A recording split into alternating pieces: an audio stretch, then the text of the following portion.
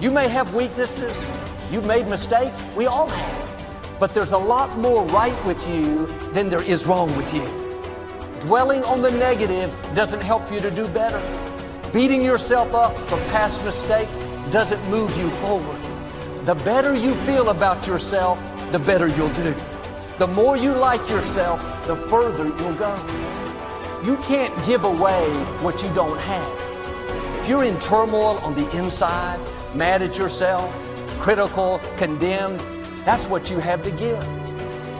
Love is not something that you do. Love is something that you can become. It's your quality. If your mind is in a certain way, it's joyful. If your emotions are in a certain way, it's loving. This is the quality of sweetness of body. If your body becomes sweet and pleasant, it's called health and pleasure.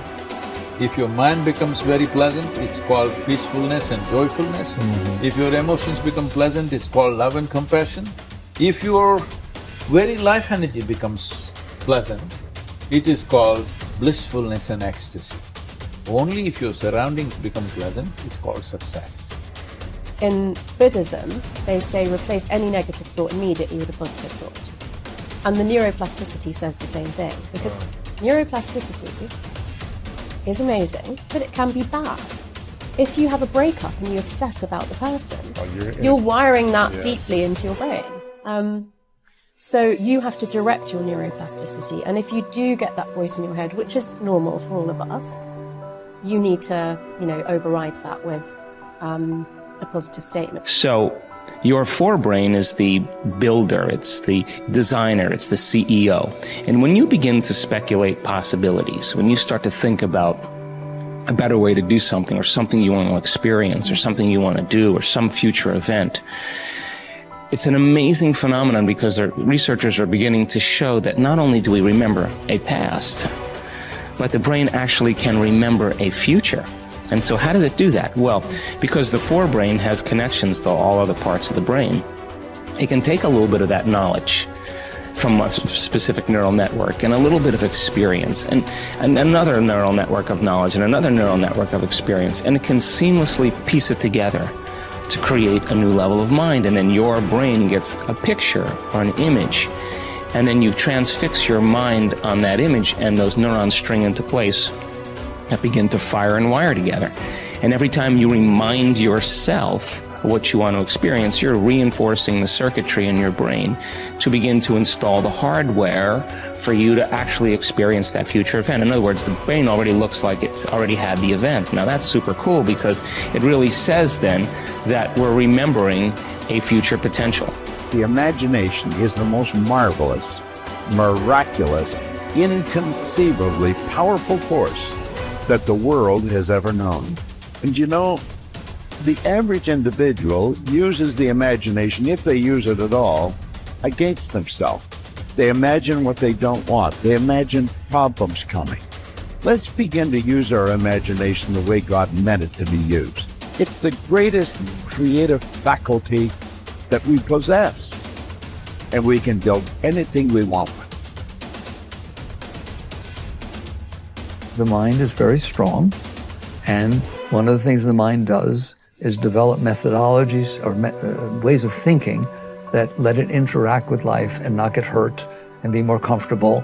And it's the ego. When we develop a self-concept and we change it throughout our lives, but in general, there's a self-concept sitting under there saying, I was the one that did this, and I was the one that went to this school, and I'm the one that went there, and the one that my father left or stayed, or whatever the hell it is, And basically, all of this unfolds, and you end up developing patterns of thinking based upon the experiences you've had, all right? And what I'm saying, at least certainly in my experience, is that's not what makes you wake up. That's what keeps you from waking up, all right? The fact that you're identifying with these past experiences and saying that's who I am, well, it's not who you are. You are watching your ego, you see it get upset, you see it fix things, you see it have concepts and views and et cetera, and even you're obviously very intelligent, you can use your intellect to support the ego, to support that, and so on, right? Man's greatest burden is unfulfilled potential. Man's greatest burden is unfulfilled potential.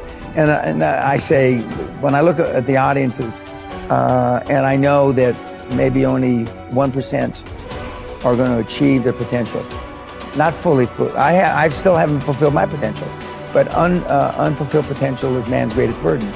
And it breaks my heart because I know what you kids are capable of. I know I've had kids with 80 IQ to 180 IQ that I mentored that have done big deals. Actually, the 80 IQ did better than the 180 IQ. Okay, and I know what they're capable of, and I know how 10 million or 100 million or whatever the number is changes lives, and then all of a sudden, you know, you believe that you can walk on water. You believe that you can take a loaf of bread and feed however many he was supposed to have fed, and make water into wine. And when you believe it, see, the true test of a leader is when you've trained other people to be leaders. It's in you, kids. I mean, you can do it if you want it bad enough, and you stay focused and you're willing to maintain that commitment. I have to go become more confident. I have to go become a person capable of doing these things. I have to change myself to get there. I can't wait for circumstances to change so I can have my dream. Then our dreams would never happen. We have to get to the point of maturity in our lives where we say, okay, 2 things are going to change my life. Something new is going to come into my life and make me lucky and blessed. And maybe I can't count on that forever. And maybe now instead I have to consciously design my life and say, okay, now if I want to change, if I want my dream, something new has to come from me. I'm going to become a better person. I'm going to become a person who is more optimistic, who is more confident, who is more driven. Not because I am that now, but because we can grow.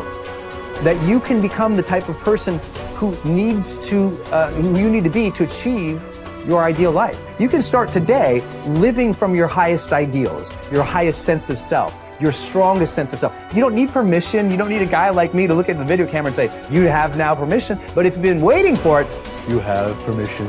It's like at some point in your life, you just say, okay, I have permission to become my best self. And by becoming your best self, you start to achieve your best things. You start to contribute better things. You start to become a better human being. You can do that now, today. So next time you're thinking about a big dream, don't think about the things that, well, I don't know how to do that, and stop. Think, I don't know how. So set it up on your calendar to go learn those things. I don't have that. Then set it up step by step to go build that. I'm not like that. Then set it up step by step to go develop those skill sets and those competencies so you can become that, and ultimately you can achieve that dream. It's there. It's waiting for you. Don't stop. We are what we repeatedly do. Excellence then is not an act, but a habit. You are your most valuable asset. Your life, your potential, and your possibilities are the most precious things you have. Thus, your great goal in life should be to fulfill that potential and become everything you are capable of becoming. Your ability to learn, grow, and fulfill your potential is unlimited. Today, people are graduating from high school and college in their 70s, learning new subjects and developing new capabilities. Your ability to learn and remember can continue throughout your life if you keep your brain alive, alert, and functioning at its best. Your most precious financial asset is your earning ability. Your ability to work is your primary source of cash throughout your life. You could lose your home, your car, your bank account, and everything you own, but as long as you have your earning ability, you can earn it all back, and more, in the months and years ahead. Your biggest investment, most people don't realize this. They take their earning ability for granted. But it has taken you your entire life to develop your earning ability. Every bit of education, experience, and hard work that you have invested in learning your craft and developing your skills has gone into building this asset. Your earning ability is very much like a muscle. It can increase in strength and power year by year as the result of regular exercise. Likewise, the opposite is true too. If left alone or ignored, your earning ability, like your muscles, can become weaker or even decline because you have simply failed to upgrade it continually. In other words, your earning ability can be either an appreciating or a depreciating asset. What got you here won't get you any further. Some people are actually losing value each year, declining in earning ability because they are not continually upgrading their knowledge and skill. They don't realize that whatever knowledge and skill they have today is rapidly becoming obsolete. It is being replaced by new knowledge and skills that, if you don't have them and someone else does, you will be in danger of being overtaken by your competition. The achievement of personal excellence is a decision you make, or that you fail to make. But in the absence of a commitment to excellence in your chosen field, you automatically default to average performance, or even mediocrity. No one becomes excellent accidentally or by just going to work each day. Excellence requires a definite decision and a lifelong commitment. Knowledge and skill are the keys to the 21st century. Becoming the best person you can possibly be and moving to the top of your field require the application of self-discipline throughout your life. Mental fitness is like physical fitness. If you want to achieve either, you must work at it all your life. You can never let up. You must be continually learning and growing. Every day, week, and month, throughout your career, and in other areas of your life. If you're going to join the top 20% and stay there, to earn more, you must learn more. Abraham Lincoln once wrote, "The fact that some have become wealthy is proof that others may do it as well." What others have done, you can do as well. If you learn how, everyone who is at the top was once at the bottom. Many people who come from average or poor families with average incomes or who grow up in average circumstances have gone on to become some of the most prominent people in their fields. And what hundreds of thousands and even millions of other people have done, you can do as well. Was philosopher Bertrand Russell once wrote that the very best proof that something can be done is that someone else has already done it.